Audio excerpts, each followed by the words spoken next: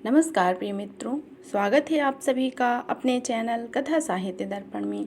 मित्रों, आज हम लोग सुनने जा रहे हैं निर्मल वर्मा जी द्वारा लिखी एक कालजयी प्रसिद्ध कहानी परिंदे। परिंदे निर्मल वर्मा जी का एक कहानी संग्रह है और उसी में संकलित है यह कहानी। परिंदे निर्मल वर्मा की सशक्त कहानियों में से एक है। यह परिंदे कहानी संग्रह की अंतिम कहानी है। इसका शीर्षक प्रतीकात्मक है, जिसमें आधुनिक मानव की नियति को पकड़ने की कोशिश की गई है, जहां सभी मनुष्य किसी न किसी के लिए प्रतीक्षित हैं। कहानी की नायिका लतिका इस कहानी का केंद्र बिंदु है और वह भी चिर प्रतीक्षित है। इस प्रसिद्ध कहानी को विभिन्न विद्वानों ने अपनी अपनी आलोचना का विषय बनाया है, तो ऐसी ही प्रसिद्ध कहानी को हम आज सुनेंगे। पर मित्रों, एक बात कहना चाहती हूँ कि यह कहानी बहुत ही विस्तृत है, इसीलिए मैंने इसको 2 भागों में पढ़ने का विचार किया है। तो आइए सुनते हैं इसका प्रथम भाग। अंधेरे गलियारे में चलते हुए लतिका ठिठक गई। दीवार का सहारा लेकर उसने लैंप की बत्ती बढ़ा दी। सीढ़ियों पर उसकी छाया एक बेडोल कटी फटी आकृति खींचने लगी। नंबर 7 कमरे की लड़कियों की बातचीत और ठहाकों का स्वर आ रहा था। लतिका दरवाज़ा खटखटाती है। शोर अचानक बंद हो गया। कौन है? लतिका चुपचाप खड़ी है। कमरे में कुछ देर तक खुसर फुसर होती रही। फिर दरवाजे की चटकनी खुलने का स्वर आया। लतिका कमरे की देहरी से कुछ आगे बढ़ी। लैंप की झपकती लौ में लड़कियों के चेहरे सिनेमा के पर्दे पर ठहरे हुए क्लोजअप की भांति उभरने लगे। कमरे में अंधेरा क्यों कर रखा है? लतिका के स्वर में हल्की सी झिड़की का आभास था। लैंप का तेल खत्म हो गया मैडम। यह सुधा का कमरा था, इसीलिए उसे ही उत्तर देना पड़ा। हॉस्टल में शायद वह सबसे अधिक लोकप्रिय थी, क्योंकि सदा छुट्टी के समय या रात को डिनर के बाद आसपास के कमरों में रहने वाली लड़कियों का जमघट उसी के कमरे में लग जाता था। देर तक गपशप हंसी मजाक चलता रहता। तेल के लिए करीमुद्दीन से क्यों नहीं कहा? कितनी बार कहा मैडम, उसे याद रहे तो। कमरे में हंसी की फुहार एक कोने से दूसरे कोने तक फैल गई। लतिका के कमरे में आने के अनुशासन की जो घुटन घिर आई थी, वह अचानक गई। करीमुद्दीन हॉस्टल का नौकर था। उससे आलस और काम में टाल मटोल करने के किस्से हॉस्टल की लड़कियों में पीढ़ी दर पीढ़ी चले आ रहे हैं। लतिका ने हठात कुछ स्मरण किया। अंधेरे में लैंप घुमाते हुए चारों ओर निगाहें दौड़ाई। कमरे में चारों ओर घेरा बनाकर वे बैठी थी, पास पास एक दूसरे से सटकर। सबके चेहरे पर चित थे, किंतु लैंप के पीले मध्यम प्रकाश में मानो कुछ बदल गया, जैसे वह उन्हें पहली बार देख रही है। जूली, अब तक तुम इस ब्लॉक में क्या कर रही हो? जूली खिड़की के पास पलंग के सिरहाने बैठी थी। उसने चुपचाप आंखें नीची कर ली। लैंप के प्रकाश चारों ओर से सिमट कर अब केवल उसके चेहरे पर गिर रहा था। नाइट रजिस्टर पर दस्तखत कर दिए? हाँ मैडम। फिर? लतिका का सर कड़ा हो गया। जूली सकुचाकर खिड़की के बाहर देखने लगी। जब से लतिका इस स्कूल में आई है, उसे न अनुभव किया है हॉस्टल के इस नियम का पालन डांट फटकार के बावजूद नहीं होता। मैडम, कल से छुट्टियां शुरू हो जाएंगी, इसलिए आज रात हम सब ने मिलकर। और सुधा ने पूरी बात न कहकर हेमंती की ओर देखकर मुस्कुराया। हेमंती के गाने का प्रोग्राम है, अभी कुछ देर बैठिए ना। लतिका को उलझन महसूस हुई। इस समय यहाँ कर उसने इनके मज़े को किरकिरा कर दिया। इस छोटे से हिल स्टेशन पर रहते हुए उसे खासा अरसा हो गया, लेकिन समय पतझड़ और गर्मियों का घेरा पार कर सर्दियों की छुट्टियों की गोद में सिमट जाता है और उसे याद नहीं रहता कि चोरों की तरह चुपचाप वह सबकी देहरी को कमरे के बाहर गई। सवेरे चेहरे का तनाव ढीला पड़ गया। वह मुस्कुराने लगी। मेरे संग स्नोफॉल देखने कोई नहीं ठहरेगा? मैडम, छुट्टियों में क्या आप घर नहीं जाएंगी? सब लड़कियों ने उस पर आंखें जमाई। अभी कुछ पक्का नहीं है। I love the snowfall. Latika को लगा यह सब उसने पिछले साल भी कहा था, शायद पिछले के पिछले साल भी कहा। उसे लगा मानो लड़कियां उसे संदेह की दृष्टि से देख रही हैं, मानो उन्होंने उनकी बात पर विश्वास नहीं किया। उसका सिर चकराने लगा, मानो बादल का स्याह झुरमुट किसी अनजाने कोने से उठकर उसको अपने आप में डुबो लेगा। Good night madam, good night, good night कह दिया। गलियारे की सीढ़ियां ना उतरकर लतिका रेलिंग के सहारे खड़ी हो गई। लैंप की बत्ती को नीचे घुमाकर कोने में रख दिया। बाहर धुंध की नीली तह बहुत घनी हो गई थी। लान पर खड़े हुए चीड़ों के पत्तों की सरसराहट हवा के झोंकों के साथ कभी तेज कभी धीमे होकर आती थी।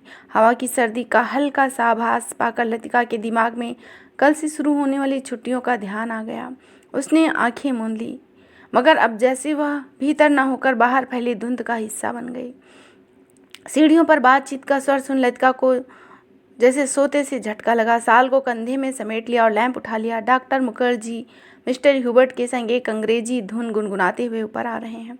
सीढ़ियों पर अंधेरा था और ह्यूबर्ट को बार बार अपनी छड़ी से रास्ता टटोलना पड़ रहा था। लतिका 2-4 सीढ़ियाँ उतर लैंप को आगे झुका देती है। Good evening doctor. Good evening mister Hubert. Thank you miss Latika. Hubert के स्वर में कृतज्ञता का भाव था। सीढ़ियाँ चढ़ने से सांस तेज हो रही थी। लैंप की रोशनी में उनके चेहरे का पीलापन तांबे जैसा हो गया। यहाँ अकेली क्या कर रही हो मिस लतिका? डॉक्टर ने होठों के भीतर से सीटी बजाई। चेकिंग करके लौट रही थी। आज इस वक्त ऊपर कैसे आना हुआ मिस्टर ह्यूबर्ट? ह्यूबर्ट ने मुस्कुराकर छड़ी डॉक्टर के कंधों पर झुला दी। इन्हीं से पूछो, ये जबरदस्ती घसीट लाए हैं। मिस लतिका, हम आपको आमंत्रण देने आ रहे हैं। आज रात मेरे कमरे में एक छोटा सा कंसर्ट होगा जिसमें मिस्टर ह्यूबर्ट सोपा और चाइकोवस्की के कंपोजिशन बजाएंगे और फिर क्रीम कॉफ़ी पी जाएगी। और उसके बाद अगर समय रहा तो पिछले साल हमने जो गुनाह किए हैं उन्हें सब मिलकर कॉन्फ्रेंस करेंगे। डॉक्टर मुखर्जी के चेहरे पर भारी मुस्कान खेल गई। डॉक्टर, मुझे माफ़ करें, मेरी तबीयत ठीक नहीं है। चलिए, यह ठीक रहा। फिर तो आप वैसे भी मेरे पास आती। डॉक्टर ने धीरे से लतिका के कंधे को पकड़ अपने कमरे की तरफ मोड़ दिया। डॉक्टर मुखर्जी का कमरा ब्लॉक के दूसरे सिरे पर छत से जुड़ा हुआ था। वह आधे बर्मी थे, जिसके चिन्ह उनकी थोड़ी दबी हुई नाक और छोटी चंचल आंखों से स्पष्ट थी। बर्मा पर जापानियों का आक्रमण होने के बाद वह इस छोटे से पहाड़ी शहर में आ बसे। प्राइवेट प्रैक्टिस के अलावा वह कॉन्वेंट स्कूल में हाइजीन फिजियोलॉजी भी पढ़ाते थे और इसीलिए उनको स्कूल के हॉस्टल में एक कमरा रहने के लिए दे दिया गया। कुछ लोगों का कहना था कि वर्मा के रास्ते से आते हुए उनकी पत्नी की मृत्यु हो गई, लेकिन इस संबंध में निश्चित रूप से कुछ नहीं कहा जा सकता क्योंकि डॉक्टर स्वयं कभी अपनी पत्नी की चर्चा नहीं करते। बातों के दौरान डॉक्टर अक्सर कहा करते थे, मरने से पहले मैं एक दफ़ा वर्मा ज़रूर जाऊंगा। और तब एक क्षण के लिए उनकी आंखों में एक नमी सी छा जाती। लतिका चाहने पर भी उनसे कुछ नहीं पूछ पाती। उसे लगता डॉक्टर नहीं चाहते कि कोई उनसे उनके अतीत के बारे में पूछे। होम सिकनेस एक ऐसी बीमारी है जिसका इलाज किसी डॉक्टर के पास नहीं है। छत पर मेज कुर्सियां डाल दी गई और भीतर कमरे में परक्लोरेट की कापी का पानी चढ़ा दिया गया। सुना है अगले 2 वर्षों में यहाँ बिजली का इंतजाम हो जाएगा, डॉक्टर ने स्प्रिट लैम्प जलाते हुए कहा। यह बात तो पिछले 10 सालों से सुनने में आ रही है। अंग्रेजों ने भी कोई लंबी चौड़ी स्कीम बनाई थी, पर पता नहीं उसका क्या हुआ। ह्यूबर्ट ने कहा। आराम कुर्सी पर लेट गया और बाहर लान की ओर देख रहा था। लतिका कमरे से 2 मोमबत्तियां ले आई, मेज के दोनों सिरों पर टिकाकर उन्हें जला दिया। छत का अंधेरा मोमबत्ती की फीकी रोशनी के इर्द गिर्द सिमटने लगा। एक घनी नीरवता चारों ओर बढ़ने लगी। हवा में चीड़ के वृक्षों की साएं दूर तक फैली पहाड़ियों और घाटियों में सीटियों की गूंज छोड़ जा रही थी। छुट्टियों में घर जाने से पहले क्या यह जरूरी है कि सारी लड़कियां फादर एलमंड का सरमन सुने? ह्यूबर्ट ने कहा। डॉक्टर को फादर एलमंड एक आंख नहीं सुहाते थे। लतिका कुर्सी पर आगे झुककर प्यालों में कॉफ़ी उड़ेलने लगी। हर साल स्कूल बंद होने के दिन यही 2 प्रोग्राम होते हैं, चैपल में स्पेशल सर्विस और उसके बाद दिन में पिकनिक। लतिका को पहला साल याद आया जब डॉक्टर के संग पिकनिक में वह बाद में क्लब गई थी। डॉक्टर बार में बैठे थे। बार रूम कुमाऊं रेजिमेंट के अफसरों से भरा हुआ था। कुछ देर तक बिलियर्ड का खेल देखने के बाद वह वापस बार में आ जाते हैं। तब उसने दाईं ओर क्लब की लाइब्रेरी में देखा, मगर उस समय डॉक्टर मुखर्जी पीछे से आ गए। मिस लतिका, यह मेजर गिरीश नेगी हैं। बिलियर्ड रूम से आते हुए हंसी ठहाकों के बीच वह नाम दब सा गया। वह किसी किताब के बीच उंगली रख लाइब्रेरी की खिड़की से बाहर देख रहा था। Hello doctor. वह पीछे मुड़ा। तब उस क्षण ना जाने क्यों लतिका का हाथ कांप गया और कॉफी की कुछ गर्म बूंदें उसकी साड़ी पर छलक आई। अंधेरे में किसी ने नहीं देखा कि लतिका के चेहरे पर एक उन्नीदा रेतापन आ गया। हवा के झोंके से मोमबत्तियों की लौ फटने लगी। छत से भी ऊंची काठ गोदाम जाने वाली सड़क पर यूवी रोडवेज की आखिरी बस डाक लेकर जा रही थी। बस की हेडलाइट के आसपास फैली हुई झाड़ियों की छायाएं घनी दीवार पर सरकती हुई गायब होने लगी। मिस लतिका, आप इस साल भी यहीं रहेंगी? डॉक्टर ने पूछा। डॉक्टर का सवाल हवा में टंगा रहा। उसी क्षण पियानो पर सोपा का नोक्टर्न ह्यूबर्ट की उंगलियों के नीचे फिसलता हुआ धीरे धीरे छत के अंधेरे में घुलने लगा, मानो जल पर कोमल स्वप्निल उर्मियों भंवरों का झिलमिला जाल बुनती दूसरी किनारों तक जा फैली हो। लतिका को लगा जैसे कहीं दूर बर्फ की चोटियों से परिंदों के झुंड अनजाने देश की ओर जा रहे हों। अपने कमरे की खिड़की से उन्हें देखा है। धागों में बंधे चमकीले लट्टुओं की तरह वे एक लंबी टेढ़ी कतार में उड़े जा रहे हैं, पहाड़ों की सुनसान नीरवता से परे, उन विचित्र शहरों की ओर जहाँ शायद वह कभी नहीं जाएगी। लतिका आर्म चेयर पर ऊँघने लगी। डॉक्टर मुखर्जी का सिगार अंधेरे में चुपचाप जल रहा था। डॉक्टर को आश्चर्य हुआ कि लतिका ना जाने क्या सोच रही है। लतिका सोच रही थी, क्या वह बूढ़ी होती जा रही है? उसके सामने स्कूल की प्रिंसिपल मिस वुड का चेहरा घूम गया। पोपला मुंह, आंखों के नीचे झूलती मांस की थैलियाँ, जरा जरा सी बात पर चिढ़ जाना, कर्कश आवाज़ में चीखना, सब उसे ओल्ड मेड कहकर पुकारते थे। कुछ वर्षों बाद वह भी हूबहू ऐसी ही बन जाएगी। लतिका के समूचे शरीर में झुरझुरी फैल गई, मानो अनजाने में किसी गलीज वस्तु को छू लिया हो। भाव की याचना से भरा पत्र जिसमें उसने ना जाने क्या कुछ लिखा था। उसे ह्यूबर्ट का अचानक प्रेम पत्र मिला, जो कभी उसकी समझ में नहीं आया। उसे ह्यूबर्ट इस बचकाना हरकत पर हंसी आ रही थी, किंतु भीतर ही भीतर प्रसन्नता भी थी कि वह अभी बूढ़ी नहीं हुई है। ह्यूबर्ट का पत्र पढ़कर क्रोध उसे नहीं आया, आई थी केवल ममता। अपने सुख का भ्रम मानो ह्यूबर्ट की गलत फहमी से जुड़ा हुआ है। ह्यूबर्ट ही क्यों, वह किसी को ना चाह सकेगी। उसकी अनुभूति के संग जो अब नहीं रही, जो छाया सी उस पर मंडराती रहती है, न स्वयं मिटती है न उसे मुक्ति देती है। उसे लगा जैसे बादलों का झुरमुट फिर उसके मस्तिष्क पर धीरे धीरे छाने लगा। वह झटके से उठ खड़ी हुई। डॉक्टर, माफ़ करना, मुझे बहुत थकान लग रही। बिना वाक्य पूरा किए वह चली गई। कुछ देर तक टेरेस पर निस्तब्धता छाई रही। मोमबत्तियां बुझने लगी। डॉक्टर मुखर्जी ने शिकार का नया कस लिया। सब लड़कियां एक जैसी होती हैं, बेवकूफ़ और सेंटिमेंटल। डॉक्टर, आपको मालूम है मिस लतिका का व्यवहार पिछले कुछ अरसे से कुछ अजीब सा है। ह्यूबर्ट के स्वर में लापरवाही का भाव था। वह नहीं चाहता था कि डॉक्टर को लतिका के प्रति उसकी भावनाओं का आभास मिल सके। जिस कोमल अनुभूति को वह इतने समय से संजोए था, डॉक्टर उसे हंसी के एक ठहाके में उपहासास्पद बना देगा। वह जानता था कि कोई भी बात कहने से पहले डॉक्टर को फिलॉसफाइज करने की आदत थी। डॉक्टर टेरेस के जंगले से सटकर खड़ा हो गया।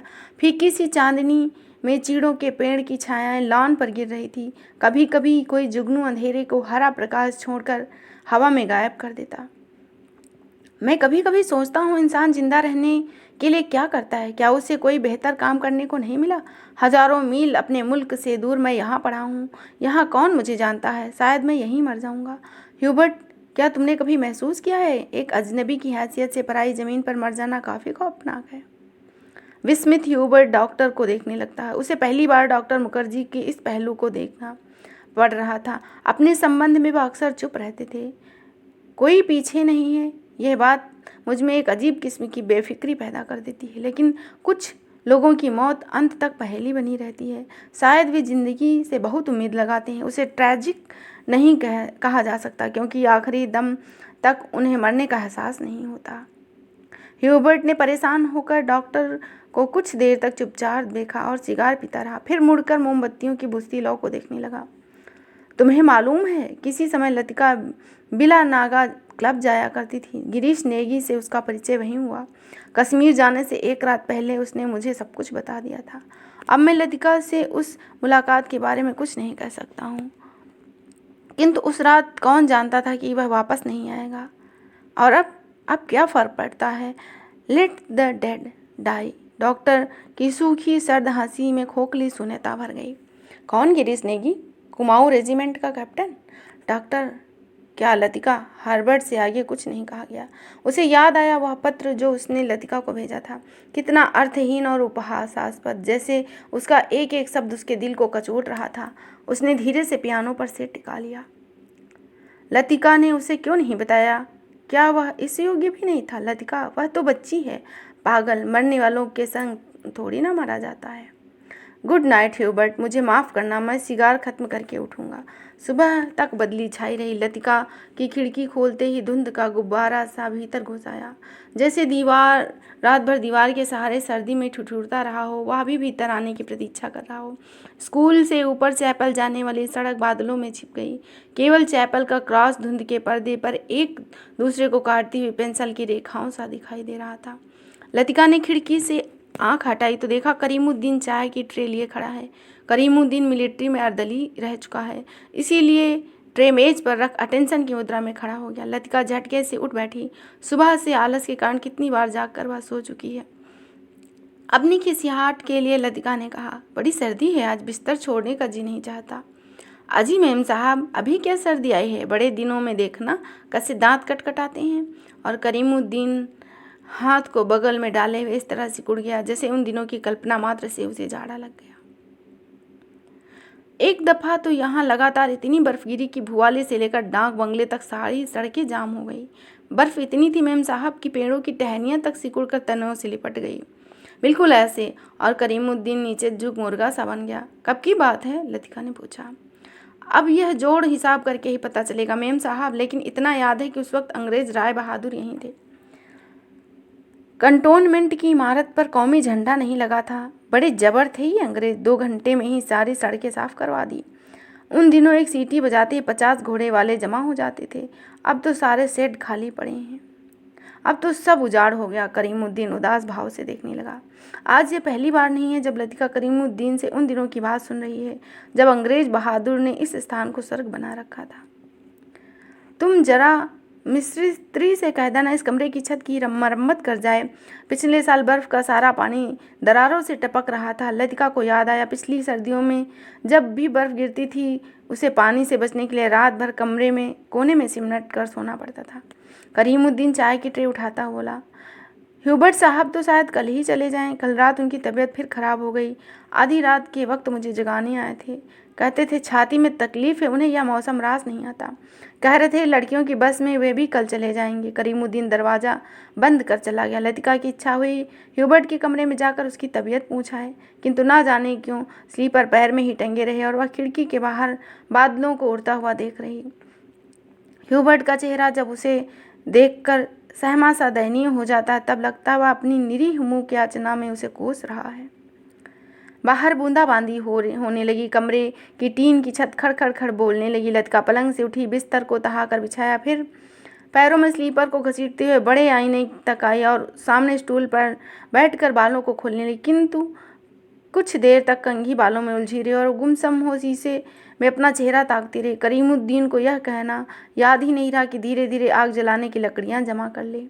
इन दिनों सस्ते दामों पर सूखी लकड़ियां मिल जाएंगी। पिछले साल तो कमरा धुएं से भर जाता था, जिस कारण कपकपाते जाड़े में भी उसे खिड़की खोल कर ही सोना पड़ता था।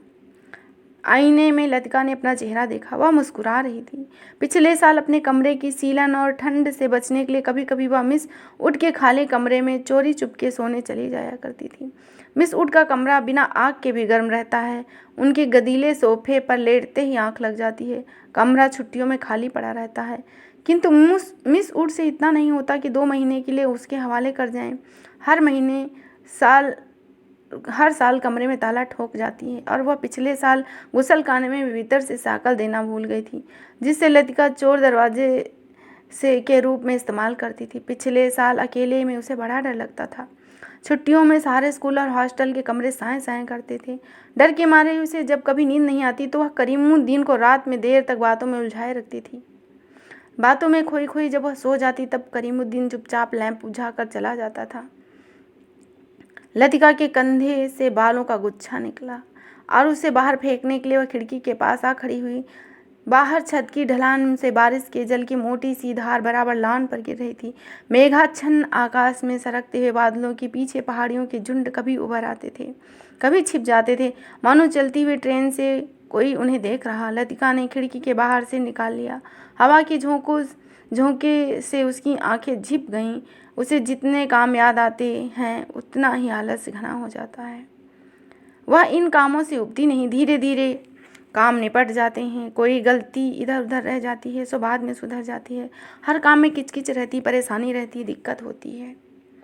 इन सब के बावजूद कोई सहज भाव से पूछ बैठता है, मिस लतिका, छुट्टियों में आप घर नहीं जा रही हैं? तब वह क्या कहे? Ding dong ding. Special service के लिए स्कूल चैपल के घंटे बजने लगे। लतिका ने अपना सिर खिड़की के बाहर कर लिया। उसे झटपट साड़ी उतारी और पेटीकोट में ही कंधे पर तौलिया डाले गुसलखाने में घुस गई। Left right left. कंटोनमेंट जाने वाली पक्की सड़क पर 4-4 पंक्तियों में कुमाऊनी रेजिमेंट के सिपाही की एक टुकड़ी मार्च कर रही थी।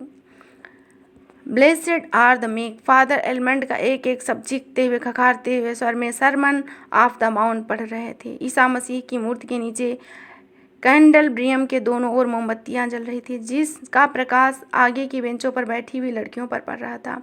पिछली लाइनों की बेंचों में अंधेरे में डूबी हुई थी, जहां लड़कियां प्रार्थना की मुद्रा में बैठी थी, सिर झुकाए एक दूसरे से खुसर फुसर कर रही थी। मिस वुड स्कूल सीजन के सफलतापूर्वक समाप्त हो जाने पर विद्यार्थियों और स्टाफ सदस्यों को बधाई भाषण दे चुकी थी। अब फादर के पीछे बैठी हुई अपने में ही कुछ बड़बड़ा रही थी, मानो धीरे धीरे फादर को प्रॉम्प्ट कर रही हूँ।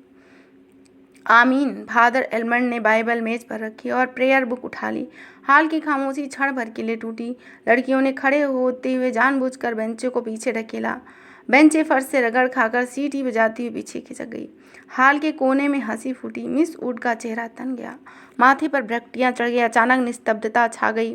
हाल के उस घुटे हुए धुंधलके में फादर का तीखा स्वर सुनाई देने लगा। Jesus said, I am a light of world, the heat that followeth me shall not. Mukherjee ने ऊपर उकताहट भरी जमुहाई ली। यह कब तक किस्सा खत्म होगा? इतने ऊंचे स्वर में लतिका से पूछा कि वह सकचाकर दूसरी ओर देखने लगी। स्पेशल सर्विस के समय डॉक्टर मुखर्जी की होठों पर व्यंग्यात्मक मुस्कान खेलती रहती।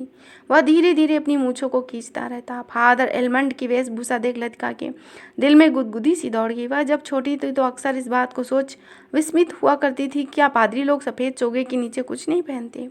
अगर धोखे से वह ऊपर उठ जाए तो? लेफ्ट लेफ्ट लेफ्ट मार्च करते हुए फौजी वुड चैपल से दूर होते जा रहे थे। Him number 117। फादर ने प्रार्थना पुस्तक खोलते हुए कहा। प्रत्येक हाल की लड़की ने डेस्क पर रखी हुई हिम बुक खोल ली। पन्ने के उलटने की खड़खड़ाहट फिसलती हुए एक सिरे से दूसरे सिरे तक फैल गई। कनखियों से हाल की ओर देखते हुए अपने कांपते हाथों से हिम बुक खोली। लीड काइंडली लाइट, ऐसा ह्यूबर्ट ने किया। पियानो के सुर दबे झिझकते से मिलने लगे। घने बालों से ढकी ह्यूबर्ट की लंबी पतली उंगलियां खुलने सिमटने लगी। क्वायर में गाने वाली लड़कियों के स्वर एक दूसरे से गुदकर कोमल स्निग्ध लहरों में भिंद गए। लतिका को लगा उसका जूड़ा ढीला पड़ गया, मानो गर्दन के नीचे झूल रहा हो। मिस वुड की आंख बचा लतिका ने चुपचाप बालों में लगी क्लिप को कस दिया। बड़ा झक्की आदमी है। सुबह मैंने ह्यूबर्ट को यहाँ आने से मना किया, फिर भी वह चला आया। लतिका को करीमुद्दीन की बात याद आई। रात भर ह्यूबर्ट को खांसी का दौरा पड़ा था, कल जाने के लिए कह रहे थे। लतिका ने सिर टेढ़ा करके ह्यूबर्ट के चेहरे की एक झलक पाने की विफल चेष्टा की। लीड काइंडली लाइट, संगीत के सुर मानो एक ऊंची पहाड़ी पर चढ़कर हाँफती हुई सांसों की अबाध आकाश की शून्यता में बिखरते हुए नीचे गिर रहे थे, जिसकी एक महीन चमकीली रेखा ईसा मसीह की प्रतिमा पर तिरछी होकर गिर रही थी। मोमबत्तियों का धुआं धूप में नीली सी लकीर खींचता हुआ गिरने लगा। पियानो के क्षणिक पोज में लतिका को पत्तों की परिचित मरमर कहीं दूर अनजानी दिशा से आती हुई धुन सुनाई पड़ी। उसे लगा जैसे मोमबत्तियों के धूमिल आलोक में कुछ ठोस वास्तविक न रह गया हो। चैपल की छत, दीवारें, डेस्क पर रखा हुआ डॉक्टर का सुडौल हाथ और पियानो के सुर अतीत की धुंध को भेदते हुए स्वयं उसको भी धुंध बनाते जा रहे हैं।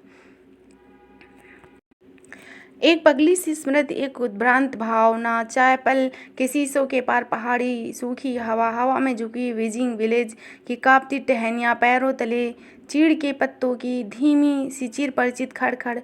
वहीं पर गिरीश एक हाथ में मिलिट्री का खाकी हैट लिए है, चौड़े उठे हुए सबल कंधे, अपना सिर वहीं पर टिका दे तो सिमट कर खड़ा हो जाएगा। चार्ल्स बोयर, यह नाम उसने रखा था। वह झेप कर हंसने लगा। तुम्हें आर्मी में किसने चुन लिया? मेजर बन कैसे गए? लेकिन लड़कियों से भी गए बीते हो। जरा सी बात पर चेहरा लाल हो जाता है। यह सब कहती हुई फिर वह क्षण सोचती हैं, कभी कहूँगी, फिर कभी नहीं आया। बुरुस का लाल फूल लाए हो ना? जूठे खाकी कमीज के जिस जेब में बैस चिपकाते हो उसमें से मुसा हुआ बुरुस का फूल निकल आया। छी, सारा मुरझा गया, अभी खिला कहाँ है? उसके बालों में गिरीश का हाथ उलझा। फूल कहीं टिक नहीं पाता। फिर उसे क्लिप के नीचे फंसाकर उसने कहा, देखो। वह मुड़ी और इससे पहले कि वह कुछ कह पाती, गिरीश ने अपना मिलिट्री का हैट धप्प से उसके सिर पर रख दिया। वह मंत्रमुग्ध सी वैसी ही खड़ी रही। उसके सिर पर गिरीश का हैट है, माथे पर छोटी सी बिंदी, बिंदी पर उड़ते हुए बाल।